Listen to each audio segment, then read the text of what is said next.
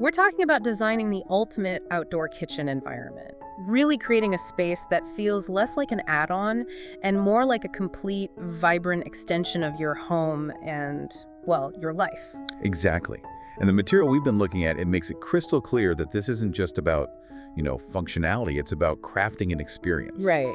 The mission here is to really dig into the art of intentional design for these outdoor spaces, finding those core principles and, I suppose, those unexpected details that transform a simple cooking area into a genuine sanctuary. And the goal for you, listening to this deep dive, is to pull out those key nuggets, those aha moments, to really see how every single decision, from the type of stone you choose to, I don't know, where you place a simple herb pot, contributes to the overall feeling and flow of the space. Yes, about understanding the vision, how you elevate an outdoor area so it's both functional and deeply beautiful, intrinsically connected to the natural world around it. So let's jump right into this core concept then, moving beyond the grill. The sources really push this idea that an outdoor kitchen isn't just, a kitchen that happens to be outside. It's an environment, a seamless extension of your indoor living space. Right. It's all about lifestyle first, then design. You're not just creating a place to cook, you're creating a place to live, to host, to relax. Yeah. Every square inch is considered not just for what it does, but for how it feels. The vision is a curated space that flows effortlessly, maybe out onto a lush green lawn, feeling completely integrated with nature. And that integration with nature, that seems like a massive theme. How do the sources suggest blurring that line between inside and out? Well, they highlight elements like floor-to-ceiling doors and windows. These aren't just barriers, you see. They're design tools that actively dissolve the boundary. Okay. When they're open, obviously the space expands, fills with natural light and air. But even when closed, they create this transparent connection. You stay visually linked to the outdoors, which is, well, essential for that feeling of extension. Right. Okay, here's where it gets really interesting for me. The emphasis on materials and texture. It sounds like it's not just about picking something durable. Oh, not at all. The material is seen as part of the story.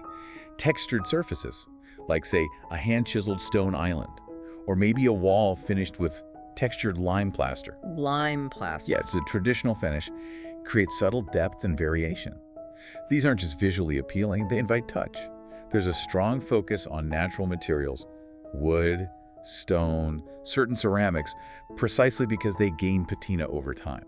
They age, they show wear, and that tells a story about the life of the space. So it's almost like choosing materials that get better with age, that show their history. Exactly that. Instead of fighting against time and weather, you're selecting materials that embrace it. And that extends to flooring too, whether it's honed granite, smooth concrete, terrazzo. A lovely composite. Yeah, with the chips of stone or glass, or large format ceramic tiles. The choice is about durability and visual harmony, often incorporating texture for practical reasons like managing glare or providing traction, but also for that tactile experience. You're looking for authenticity, seeing the actual grain in the wood, the sediment in the stone, the slight imperfections in a ceramic tile. Okay, let's talk about greenery. Obviously, it's outdoors, there will be plants, but the sources seem to frame this quite differently. Yeah, it's far more than just landscaping around the kitchen. Integrating lush greenery is seen as a way to create a microclimate.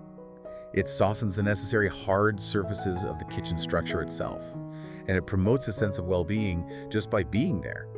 The idea is to embed the kitchen into nature rather than just placing a structure next to the garden. I like that framing, embedding into nature. They mention things like vertical gardens for smaller spaces, right? Or pots with herbs like rosemary and basil. Yes, exactly.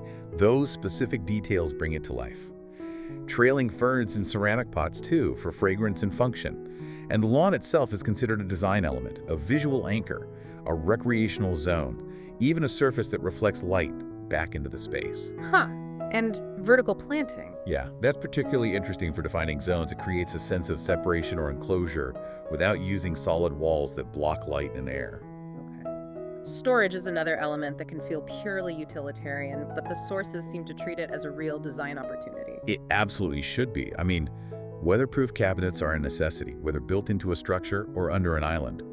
But the design of that storage matters. Displaying beautiful items like ceramic dishes with bold glazes or maybe matte finished vessels becomes part of the visual warmth. Right, the personality of the space. Exactly. Yeah. Mixing open shelving for those curated pieces with closed storage for things you don't want to see all the time is key. And small, thoughtful touches like cabinetry finishes that echo the main house architecture, or making sure knives are stored near the prep area and plates near the grill. Oh, those intuitive placements are crucial for flow and function. Makes the space easy and enjoyable to use. They even suggest something like a shallow cabinet on the exterior side of the island. Oh, for what? Perfect for keeping comfort items, like blankets for a chilly evening or extra napkins, close at hand without cluttering the main workspace. Clever. Okay, moving on to furniture and seating this really anchors the idea that it's about living, not just cooking. Completely. Using designer outdoor furniture, pieces with sculptural forms, woven backrests, plush performance fabric cushions that immediately elevates the space. It goes from purely functional to intentionally luxurious. The furniture defines different zones, lounging, dining, conversation, without needing walls. Yeah, physical walls aren't always needed. And the materials have to be incredibly resilient, obviously, but the aesthetic isn't sacrificed. So you're thinking about things like day beds under a shaded canopy or grouping lounge chairs specifically for conversation, really creating moments of intimacy outdoors. Yes, it's about designing for comfort and connection. Designing in a way that makes you want to spend hours there every day. Weather-rated fabrics, rust-proof finishes, ergonomic forms, these are the practical requirements that enable that daily enjoyment without compromising the look. And alongside the furniture, the very dishes and vessels you use, they become part of the design vocabulary too. This is a lovely detail, isn't it? Yeah. They're described not just as containers, but as artifacts. Things that hold color, character, charm. Using pieces with bold colors like deep sapphire or rich terracotta or intricate patterns or even asymmetrical shapes adds so much visual interest. And keeping them on open shelves turns them into active participants in the space's aesthetic. Exactly. It adds life and rhythm. It also encourages you, the owner, to be more thoughtful about the pieces you acquire, choosing items that genuinely reflect your personal palette and personality. Makes sense. Even quiet, expressive pieces like hand-glazed pots or shallow bowls for fruit can act as these little sculptural anchors. And serving food on ceramics with a satisfying heft and character, perhaps in matte charcoal or soft sage, enhances the whole sensory experience of the meal itself. Let's talk about light. The sources call natural daylight the ultimate design tool. And it truly is. How the kitchen is oriented matters immensely. Maximizing gentle morning sun, perhaps softening harsher afternoon light. Natural light interacts with all those materials we talked about, highlighting textures, changing their appearance throughout the day. It completely sets the mood. And then there's the evening lighting. It's described as subtle, indirect. Yeah, the goal is ambiance. Think architectural sconces hidden within the greenery or tucked under cabinetry, casting a warm, inviting glow.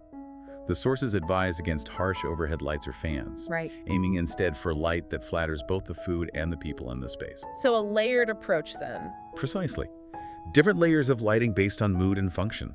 Accent lighting to highlight features, warm-toned sconces for general illumination, maybe LED strips under counters, or even decorative lanterns. It's about guiding the eye and hinting at forms and textures in the darkness, not, flooding the space with brightness. Color palette is obviously key outdoors, blending with nature. The sources suggest a palette that's vibrant but still feels grounded and, classy. Deep greens echoing the foliage, mustard yellows, ocean blues, and warm neutrals like earthy browns and soft grays. So reflecting earth and sky. Exactly. These colors appear in fabrics, pottery, maybe painted surfaces, and certainly in the plant life itself. It sounds like it's meant to feel curated, though, not just a random collection of bright things. Oh, absolutely. A palette that soothes and inspires. It's about blending those vibrant colors with the textures of the materials. Think of a glazed pot sitting on rough concrete, or a patterned runner on a weathered wooden table. We've talked about sight, touch, even fragrance with herbs. What about sound? That matters outdoors, too. It absolutely does. Yeah. The sources highlight the importance of the natural sounds of the environment. The soft crunch of gravel underfoot, the rustle of leaves, birdsong, the simple clink of ceramic dishes. It's about designing a space where these natural sounds can be heard and appreciated, lacking artificial noise, which can become quite meditative. Balancing hard surfaces with soft elements like garden beds, upholstery, or even hanging greenery helps absorb sound and prevent unwanted echoes. It's fascinating how even the lack of noise can be part of the design. And then there are the subtle details. Oh, they're crucial. The position of a chair, the specific finish on a cabinet handle, the curve of a faucet. These small things have a significant impact on the overall feel. Think about a narrow rack designed just for drying herbs, or a built-in recess perfectly sized for stacked bowls. Even cabinet hardware brass, aged bronze, matte black. It's a deliberate choice. And moments of contrast, you mentioned that briefly. Yes, intentional friction, as they call it. A bright tile backsplash against natural stone, perhaps. An unexpectedly asymmetrical bench. Or just the glint of cutlery or a stainless steel faucet against softer natural materials.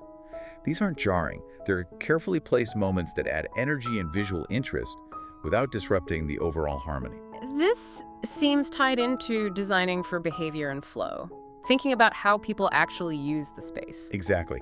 It's almost like choreographing movement. Where do people naturally stand to chat while someone is grilling? Where do they set their drink down? Where do they perch for a quick conversation? Right. The design anticipates these actions, making the space intuitive. The cohesion between different zones, the cooking area, the lounging space, the paths connecting them, it's experiential. You sort of discover the space as you move through it. So transitions become important? Yes, and they're treated as gradients, not abrupt boundaries. Maybe stepping stones across a lawn, or a subtle change in tile direction. Edges and boundaries are defined gently, perhaps with potted trees, a textured wall covered in ivy, or simple wooden lattice, giving structure without feeling closed off. So it's about creating a path and inviting people to move through it naturally, guiding their experience. Yes, precisely that. We touched on senses, but the sources really emphasize engaging all of them, don't they? Right.